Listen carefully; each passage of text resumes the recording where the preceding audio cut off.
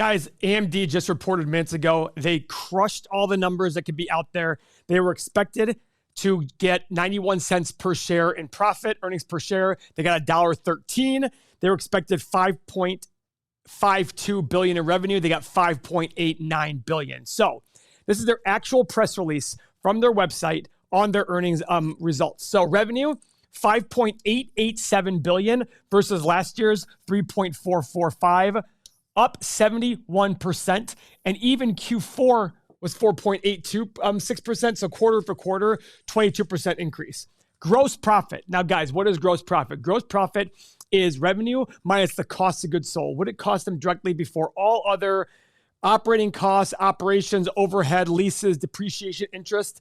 Their gross profit was up 78% to $2.8 billion, and quarter over quarter, up 16%.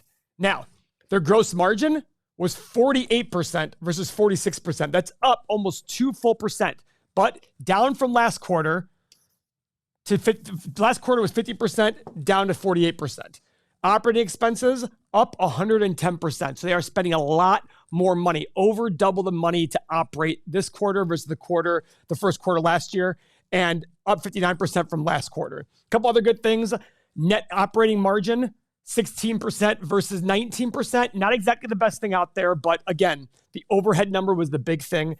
And net income, 786 million versus 555. So even though the revenue is up 71%, their net income is only up 42%. Why? Again, goes back to this operating expenses being a lot higher. That's going to drive down that net income. And it's actually down from last year, from the last quarter of last year as well. So what does this mean? Does this mean go out and buy AMD? I don't know. Does it mean go sell AMD? I don't know. Remember, every investment is the present value of all future cash flow. It is possible to overpay for a good thing, and it is possible to underpay for a bad thing. We need to use the tools at our disposal to decide what are we going to pay for AMD right here, right now. So let's go to our software. Go to the 8 Pillars tools, type in AMD, boom. Let's go through our 8 pillars. First off, guys, one big thing, the stock hit a high of 165 in the last year, and a low of $72. So this is a very volatile stock, okay? But it's nipping at the heels of Intel, so this is why everybody loves it so much. Their market cap's $115 billion, and their revenue last year in the full 12 months was $16.4 billion. Our first pillar, we want the 5-year PE below 22.5. It's actually 92. But if you see their earnings over the last 5 years, they have skyrocketed, so that's understandable. Doesn't mean it's necessarily a bad thing, but it's something you have to pay attention to.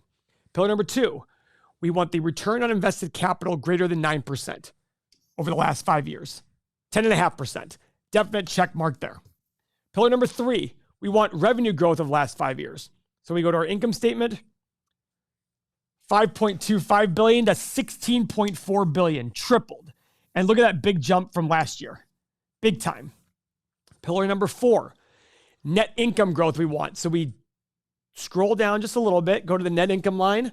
5 years ago, they lost 33 million. Last year, they made 3.16 billion. Pillar number 5, shares outstanding. Guys, this is a silent killer for investments.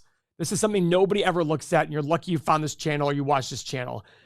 The silent killer for investments, when companies dilute their other owners by issuing more and more shares, therefore dividing the revenue and profit up from amongst more owners than you originally signed up for.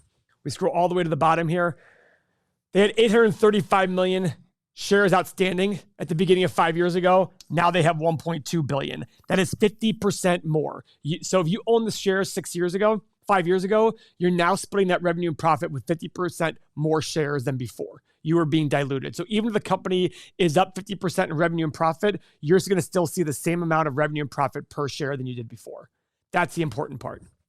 Pillar number 6, we want to look at their 5-year free cash flow of 808 million on the main page here. Multiply it by 5 gives us 4 billion. This is our metric to compare, to look at long-term liabilities. Can the company handle these long-term liabilities? We took that 5-year average free cash flow, multiplied by 5, roughly $4 billion. We want to have long-term liabilities under $4 billion. So we scroll up to the balance sheet, go to quarterly, go all the way to the bottom, and we have total long-term liabilities of $680 million. Wow. This is great, guys. They can easily pay off their long-term liabilities with a stroke of a check tomorrow in 1 year. In fact, they have $8.58 billion in cash and cash equivalents and only $4.9 billion in total liabilities. This is a great metric. This company, it'll be very difficult for them to go out of business. They can literally write a check and pay off all of their liabilities. This is incredible. Pillars 7 and 8 have to do with free cash flow. Now, guys, free cash flow is the lifeblood of a business. Companies can use their free cash flow as cash from operations, less your capital expenditures, and you can do one or all or none of these 5 things. Pay a dividend, buy back shares, pay down debt, buy other companies, reinvest back in yourself. Okay? These are the 5 things that can happen. So what we do on this cash flow statement, we actually added the line for free cash flow because the normal cash flow statement doesn't show you have to do the calculation. 5 years ago, they lost $100 million in free cash flow. Last year, they made $3.2 billion. Massive check. Our final metric, like the PE ratio, we want the price to free cash flow ratio. We take $808 million. We multiply it by 20. We want the market cap to be under 20 price to free cash flow. So 808 times 20 is $16 billion. Guys, it's $115 billion. This is high. This is almost 8 times higher than we want it to be. That's a big doozy. So I did a lot of numbers here. Let's go to our 8 pillars tab. And you'll see right here, the big red flags, valuation, share dilution. Okay. So what do we do here? What's our goal here? Our goal now is to figure out if this is actually too much. Okay. Is this enough? Can we justify investing in the company? Because guess what? These might be fine if the company can do 10%, 100% revenue growth for the next 10 years. I'd gladly pay that. So what do we have? We have the stock analyzer tool. The stock analyzer tool will tell us, based on our assumptions of the future, what's a reasonable price to pay for the company based on our assumptions and desired return.